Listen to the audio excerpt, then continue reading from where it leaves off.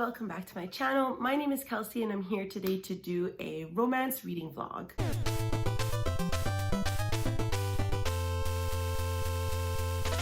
So if you've been paying attention at all, I have not posted a video in like 2 weeks, 3 weeks probably by the time this video goes up, 4 weeks, who knows. You're wrong, bitch. I posted a video, so. January just kicked me in the butt after my birthday. Yeah, I entered like a major mental health slump. Nothing was going right for me. I was very sad. We're feeling better now, but I really had a lot of fun filming vlogs in December, and not that they're less effort, but the effort to put on makeup is so like unappealing to me. And I would rather just have like a chill, fun like vlog going on. Every February and every summer, I try to have at least one vlog up where I read romance. Romance is not the type of book that I read the most often, but it's still something that I really enjoy reading. I just never like prioritize it. I just realized I have another book that I could read. Hold on. Oh. So I have 3 books and 1 novella that I would really like to get to in this vlog, which I think is pretty reasonable. I always try to read 4 books, and I just think that that's in a week is too hard for me. So I'll be reading 3 books and 1 novella. The first of which I've already started. It's Desperate Measures by Katie Robert. I think this book is pretty well known by now, but if you don't know what it's about, it is essentially ruining childhoods. So basically, this entire series follows the Disney heroes, kind of the good people, falling in love with the main villain of the story. And Desperate Measures is a consent, non-consent relationship with Jasmine and Jafar. I am now currently 100 pages in. The point of the story is that Jafar takes down Jasmine's dad, but in this reimagining, Jasmine's dad's like a piece of shit, like even to Jasmine. And Jafar is still like a villainous character, but obviously like for us to like him, he has some redeeming qualities. One of which is that he's apparently sexy as fuck. So just for a trigger warning, this book does involve consensual non-consent, which means that Jasmine and Jafar kind of have this like little game where she doesn't want to have sex with Jafar because he is Jafar, but she still like wants to have sex with him because he's sexy. So at the point I'm at now, Jafar has taken Jasmine to this like kinky club that's run by Hades, and we also met Megara, so I'm assuming that they're in the second book because I'm pretty sure it's a Hercules retelling the next book. But alas, that's what I'm dealing with right now. So that's the first book I'm reading. The next book I would really like to get to is Untitled Barbarians by Dixon. I've seen a lot of people reading this. A lot of my friends in real life have read it. My friend Zoe over at Read with Zoe, who I will leave a link down below, has read, I think, the entire series. This intrigued me so much. It's basically about a group of women who are, I think, running away from one pack of aliens, but their planet crash lands on this ice planet and they encounter another group of aliens, but these aliens are more like humanoid and hot. So obviously a romance ensues. I did buy the special edition because the cover is more appealing to me, and if I read it or leave it out in the open, it won't be like too questioned. So pretty happy about this. I think I'm really gonna enjoy it. I think it's just gonna be a fun romp, and it is quite short. All of the books in here are quite short. I believe this book goes up until page 248, and then there's a novella, but it spoils something after Barbarian Alien, which I think is the second book in this series, and if I really like it, the second book in the series has a really nice cover too, so I might buy it and read it also. Who knows? The third book I want to read is Door of Bruises by Sierra Simone. Sierra Simone. This woman had me in a chokehold. When I read A Lesson in Thorns, which was the first book in the series, I proceeded to thereby buy all the other ones because I knew that I was gonna like them, and they were pretty much like all like $5 or $6. And I really, really, really liked the first book. Like, loved the first book. Essentially, this series is like an erotic dark academia where a bunch of kids, when they were younger, their parents like would always meet at this like ritual site or whatever. It was kind of like cultish vibes, and the kids kind of became bonded and close because of it. And in their like adulthood, they come back to this ritual spot because one of their parents died, one of them inherits the spot, anyways, whatever. And I absolutely loved the first book. It was super fucking kinky, really kinky, but at the same time it was really interesting, and I thought Sierra Simone had really excellent writing and pacing skills, and that's something that I really appreciate in my books no matter what the genre is. So I was really, really impressed by A Lesson in Thorns. It was one of the first romance books I read, recommended by BookTube. So I was extremely fascinated to continue with the series.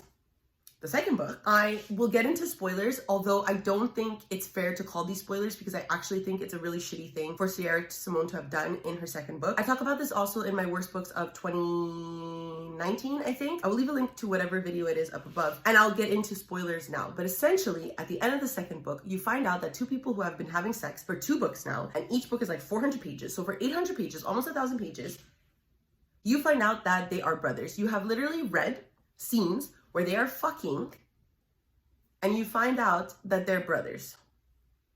No. So what did I decide to do? I decided to read the third book to see if it would be like concluded, you know? Like I couldn't believe Sierra Simone would do that. I think it's like such a disgusting thing to do, right? Like to suddenly throw in incest out of fucking nowhere. And then to make matters worse, one of the brothers knew that they were brothers. So he consciously... Anyways, after finding out all of that, I decided I'm gonna read the third book. I mean, she must like conclude it somehow. She must like fix this in a certain way. No, it wasn't fixed. The spoiler that I just said was not fixed. So what am I doing? I'm gonna read the fourth one. I know that like she can't continue this. She can't continue this atrocity. I'm reading this because I bought it, and I'm also reading it because I know that it's gonna piss me off, and I think that's gonna be fun. You know? And then just as a little palate cleanser, we're gonna finish off one of my favorite romance series, The Reluctant Royals by Alyssa Cole. This is Can't Escape Love. And it's a tiny novella that takes place in the series but follows one of the Reluctant Royals' sister. So one of the royals, her best friend's sister.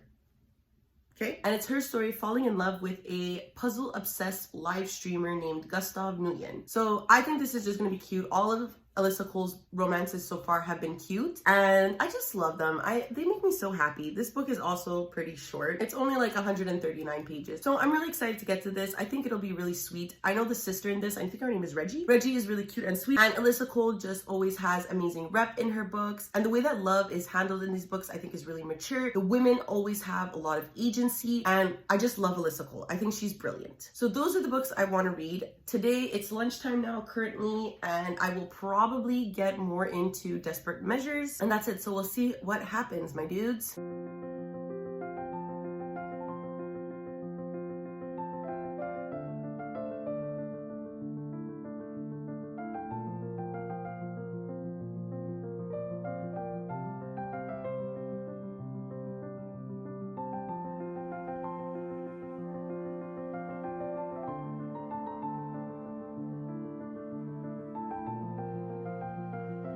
Hello, so welcome back to several hours later. My hair is a mess. I just finished reading Desperate Measures.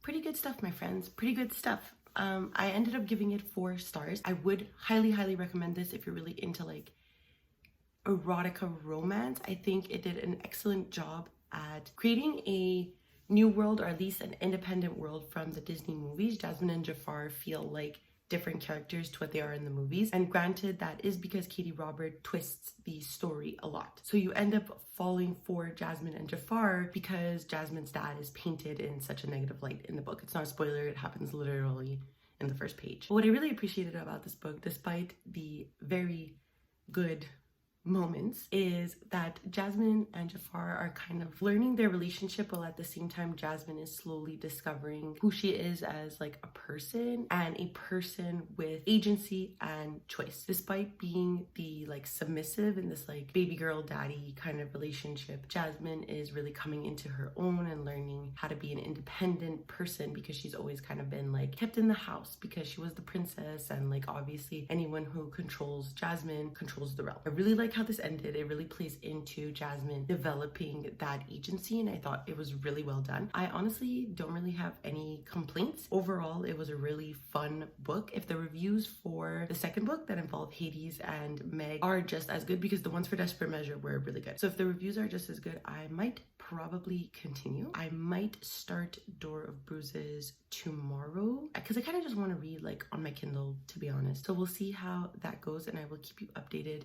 tomorrow. Nothing happened today, so sorry this is a bit like boring to start off the vlog.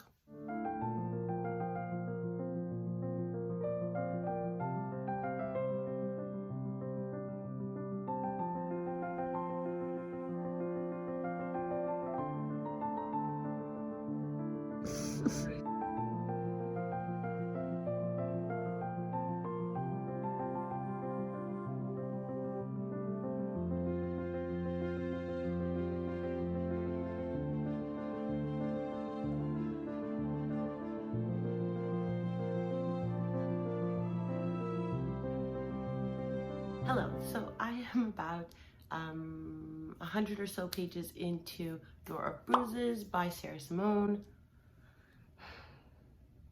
I was gonna come in here at 100 pages to tell you that I was quite pleased with the way it was going. We are following solely from two perspectives at this point, Auden and Rebecca, and the plot is really going forward. There weren't really like these weird sex scenes. We're kind of learning more about the chapel and a little bit about Rebecca's relationship with Daphne, who is another member of this like Thorn Chapel crew. And it was honestly pretty good. Saint Sebastian and Prosperina are away from Auden, and I was like, wow, the plot is really developing. Like maybe we're moving past this like weirdness.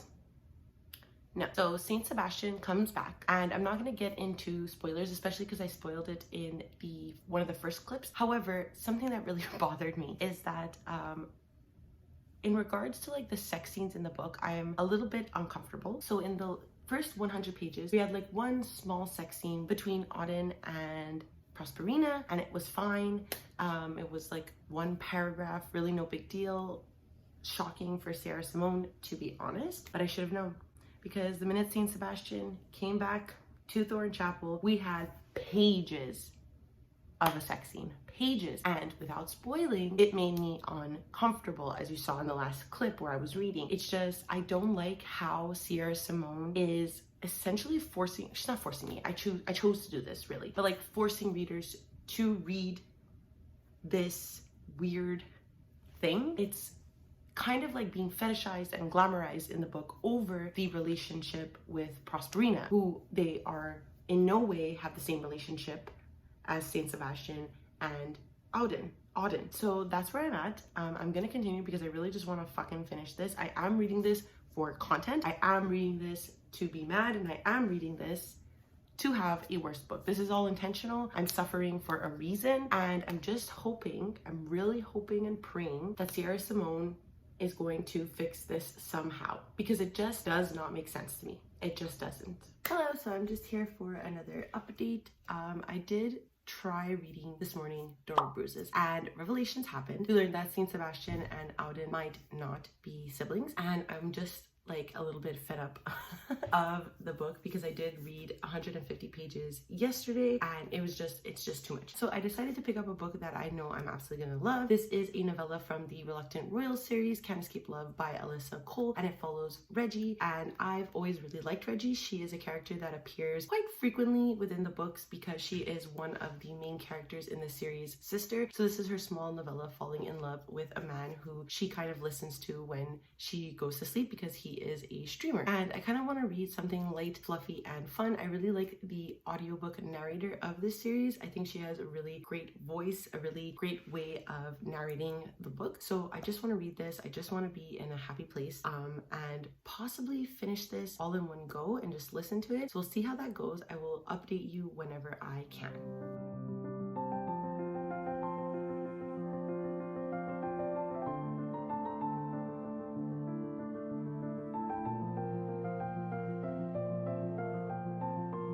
Hello, welcome back to another update. It is a new day. I am on a little break from work. Yes, I am wearing the same top as yesterday. I don't want to hear any comments, okay? I work from home. Nobody's looking at me. It's fine. I do want to say that I finished Counterscape Love last night. It was only a 4-hour audiobook, so really it didn't take a lot of time on my part, especially because I listen to audiobooks at 3 times speed sometimes, which is the case with this one. And I just love this. I love Reggie as a main character. I think she is super cute. I really loved the love interest in this. Something I really appreciate about Alyssa Cole's romance novels is the time and care she takes to develop her characters and to add intersectional representation within the books. Both main characters in the book are people of color. The novel also has disability representation. Reggie is in a wheelchair, and Gus does talk about how he is not neurotypical. So I think that it was really interesting to integrate that into the book. Like I said, Alyssa Cole does that often. I think it was so cute, so lovely. As well, Alyssa Cole always takes the time to create these individual characters, and I think Reggie is a character we've seen over the course of the rest of the series. And then having her own novel, I think her personality shined even more. But Alyssa Cole did a good job to plant these things within the other books to have us like like Reggie a lot more. I also think Karen Chilton, who is the narrator of these books, always does a really excellent job. She's really able to captivate the personalities that Alyssa Cole and the care that Alyssa Cole puts into her characters and have them be their own different people. I never feel like I'm listening to the same narrator because I really feel like Karen Chilton does an excellent job at creating these differences between them. Gus as a love interest was a big cutie pie. I really liked him. I really liked their relationship together. I just thought it was so cute. And the only reason I didn't give it 5 stars was just the unfortunate format of the book, being that it is a novella. I want more from these characters. I feel like their romance was a bit like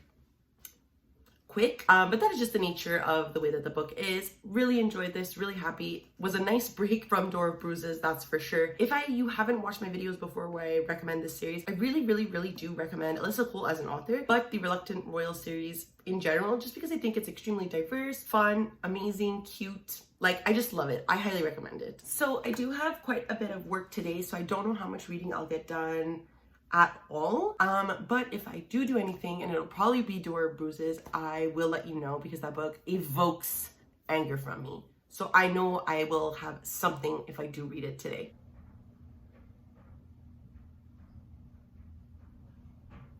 So something interesting that I want to bring up is that I think Sarah Simone does a really great job with the mythos of the Thornchapel home in this series. And I really appreciate that, because there are like some really beautiful lines where they're going over what the Thornchapel means and discussing like philosophy and mythos and stuff like that. And I think it's really fascinating. I love those elements of the book, which is why I don't stop reading the books, because I am fascinated with that part of the novel. If you guys want an update on the incest, so Saint Sebastian now thinks that he might not be Ralph's son, and he wants to be with Auden, and Auden is saying like, you need to be cool with being brothers if you want to bang forever. And I'm like, what is happening? So there's that part of the book that I love, which is the mythos, the whole aspect of the Thornchapel and the secrecy behind it, the like dark academia feel and all of that. And then there's this series, like literally would be perfect for me, perfect romance erotica novels, if it weren't for this fucking stupid incest plot. Like, it doesn't make sense. It doesn't need to be there. I think the angst of Saint Sebastian and Auden could be there without this plot. Like, I don't understand why this needed to be added. Even if it is being added, why you continually have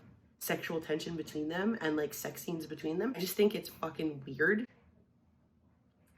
Anyways, that's the update for now. I'm now 200 pages into a fucking 500 page erotica, so we'll see what happens. Okay, so I was just watching McKay's video where he read the Ice Planet Barbarian series. I will link it up above, and not link it up above because I can't. I'll link it down below. And he mentioned that there's an audiobook for it, and I'm like literally cooking right now, and I think I'm gonna put it on. I'm excited to listen to this on audio. I will update you when I have something to say. Good morning, me again, same top, yes. Working from home, I don't have to worry about dressing nice every day, which is chill. So last night I got about 150 pages into Door of Bruises. Not much to expand upon.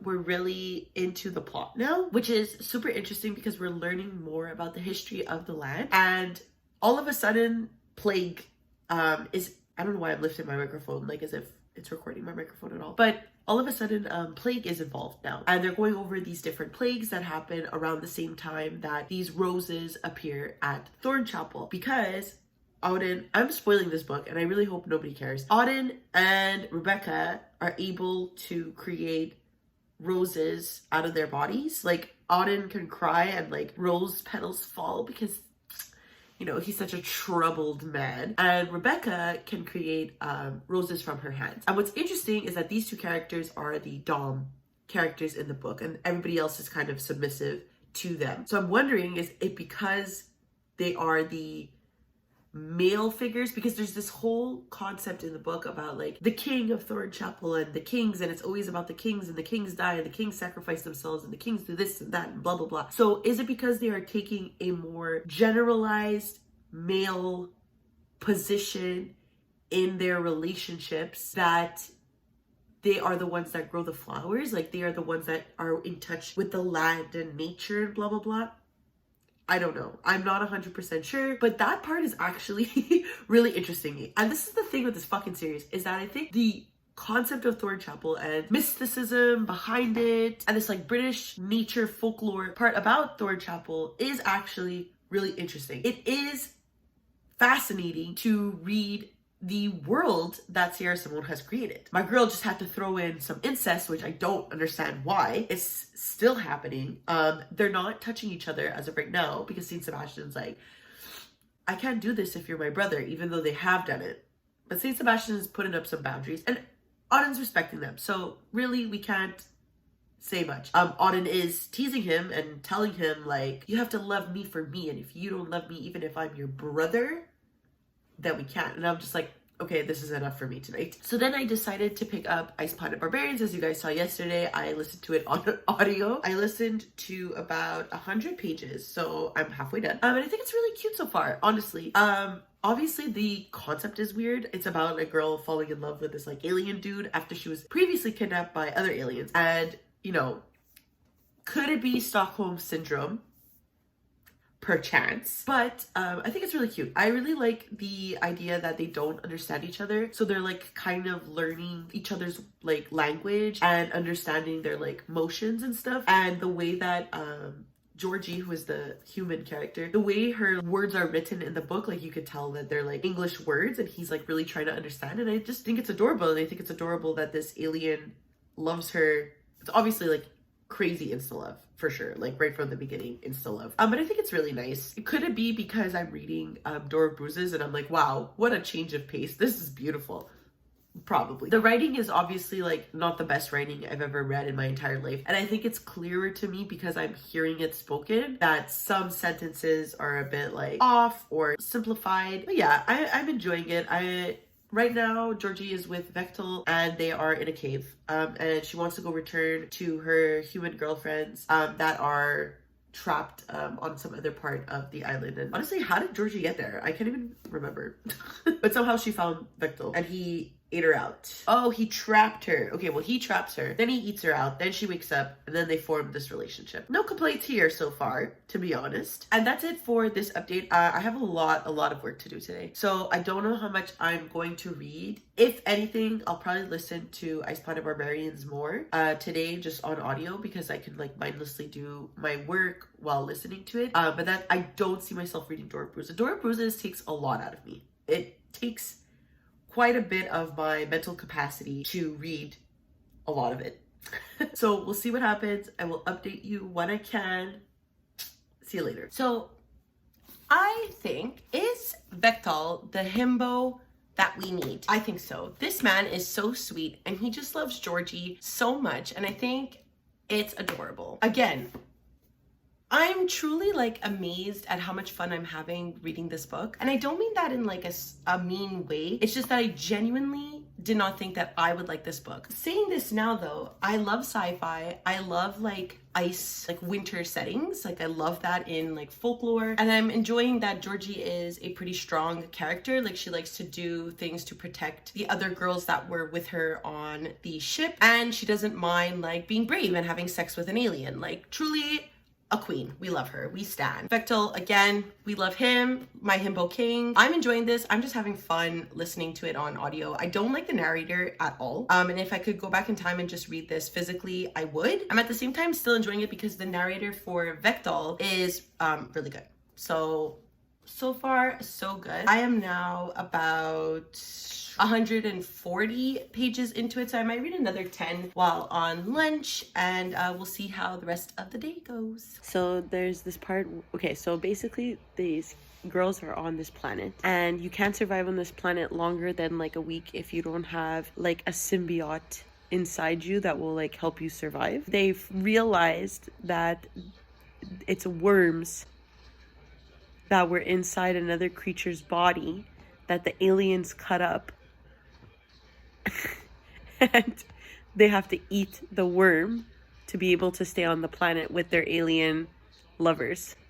Would you eat a worm to stay on an alien planet for me? No. Why? Because I don't live in a fictional book. We're breaking up. Hello, time for an update. Sorry that these updates are all coming from my office. It's clean now finally, so I really do want to be in here all the time. So I did finish Ice Planet Barbarians by Ruby Dixon, and I really enjoyed this. I ended up giving it a 3.5 stars. I don't think it's the best thing that's ever been written, but is it a feminist commentary on the way that these aliens were created for the pleasure of women? Yes, absolutely. I will insert a TikTok now that I absolutely love, that I think really captivates what I'm trying to get at here.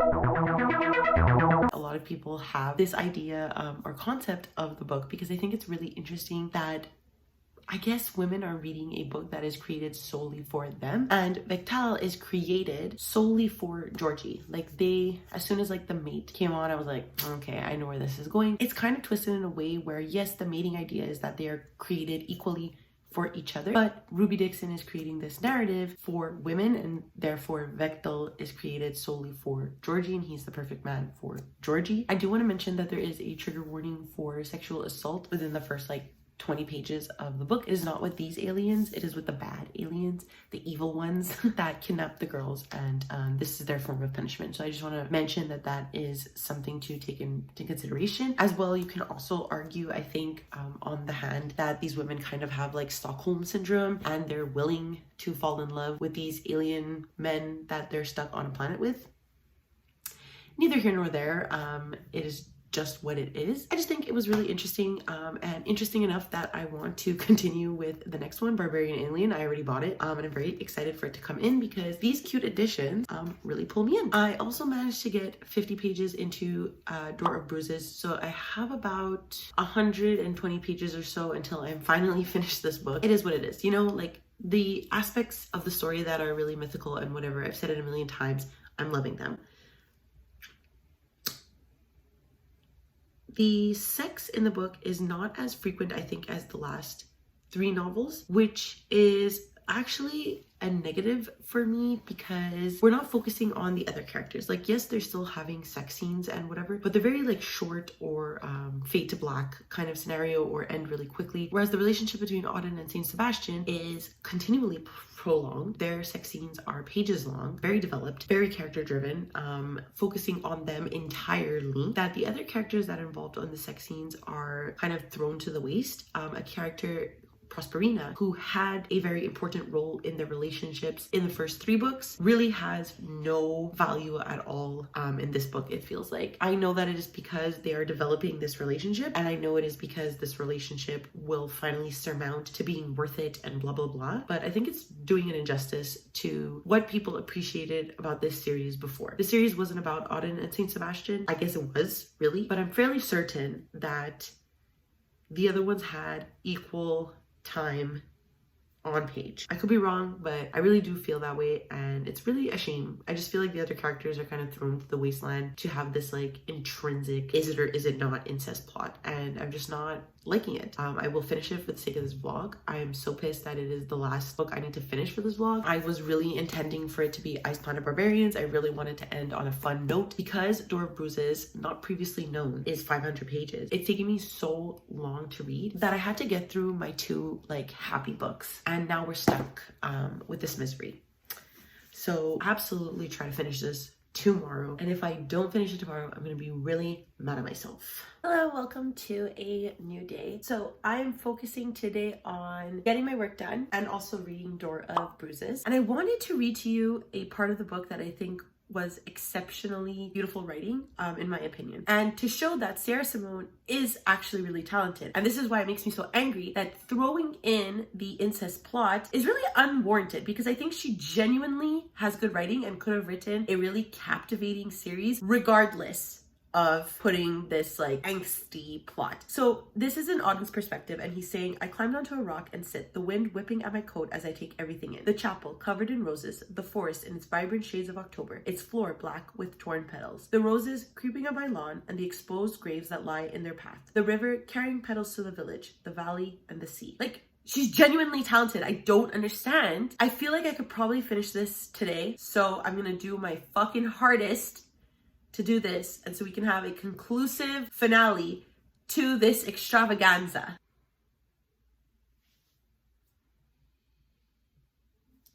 So I'm giving it 1 star. I just finished Door of Bruises and the last 100 pages pissed me the fuck off. This book had so much potential to redeem everything that it fucked up in the entire series, and Sarah Simone was just like, nope, I stand by my point and I stand by my decisions, and this is how it will be. I think I am the most upset with this installment in the series than I was with the previous 2 books, just because I had so much expectations for how this one would end. Like I mentioned in the vlog several times, I was really appreciating how the mythical aspect of the book and the mythical aspect of Torn Chapel was being resolved and was being explored in this book, and I thought that it was going to end really interestingly. I had even thought that we were going to get a conclusion to the incest.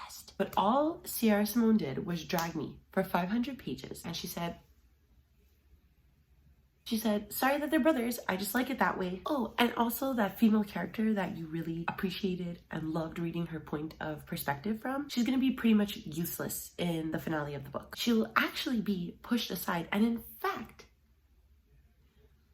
thrusted in the sidelines of her own relationship, of her own budding polyamorous relationship, and quite literally be thrown into the shadows, physically and figuratively, in the book. And the entire mystery of the Thorn Chapel home was useless in my opinion. It dragged on for so long in this book, and it had such a disappointing ending, and if I could like get into the most detailed spoilers possible, I still wouldn't be able to recap how pointless and useless the finale was. I'm so disappointed by this book because book 1, like I mentioned before, really took my breath away. I loved it. I really thought that this was going to be a new favorite series, and Sarah Simone said, no ma'am, this will not be your favorite series. This will actually be your least favorite series because everything from book 1 went downhill from there. And just to get into a minor spoiler, I just cannot believe how the incest plot ended. It literally ended with Saint Sebastian not finding out if him and Auden are brothers, not finding out if he had a different dad. In fact, it ends with them married with the exact line that Saint Sebastian doesn't really care if they are brothers because he would have ended up being a guest, which is Auden's last name, anyways, since they are married. Excuse me, I'm shook, I'm appalled, I'm disgusted. I am so sorry that this is the way that the vlog is ending. Probably entertaining for you guys, not entertaining for me. I'm so pissed that I spent 500 pages reading this book, ending this series. I'm so happy it's done. So that's it. Let's summarize what we read this week, shall we? The first book I read was Desperate Measures by Katie Robert, and I ended up giving that 4 out of 5 stars. Really liked it, and in retrospect, probably one of the better reads I read in this vlog. The second book I finished was Counterscape Love by Alyssa, which I also gave 4 stars. Really enjoyed. The cutest book by far that I read this week, and an overall excellent story. Alyssa Cole adds diversity, she adds intersectionality, cute moments, sexy scenes. She is a magnificent author, and I can't wait to read more from her. I have now officially finished the Reluctant Royal series, so I can move on to a new romance series from Alyssa Cole, and I can't fucking wait. I can't wait. I just want to read good romance authors. After that, as you saw yesterday, I finished Ice Planet Barbarians by Dixon, and I gave this a 3.5 stars. Another really cute, fun romance, and I immediately bought the second book in this series, which is coming, I believe, tomorrow. So I'm very excited to continue with this. A fun read, still had some weird aspects, yet was fun, enjoyable, feminist, progressive, had a himbo character. We love it. We love it. Door of Bruises, 1 star. I don't even want to talk about it anymore. If you have read any of these books, please let me know down below how you felt about them. Did you finish the Thorn Chapel series? Has anyone stuck with this series through to the end like I have? And how did you feel about it? I really want to know. Please tell me. If you're planning to read any of these books as well, let me know also. And if you would like to follow me on any of my other social medias, I do leave a link down below to my Twitter, Goodreads, and Instagram if you would like to follow me there. And also, because it is the end of the video, please don't forget to like, subscribe, and ring the notification bell if you want to see more videos like this from me. It makes me feel really good and special and happy. And that's it. I don't know what else to say to end this vlog. Hopefully I will see you in a happier video next time. Bye!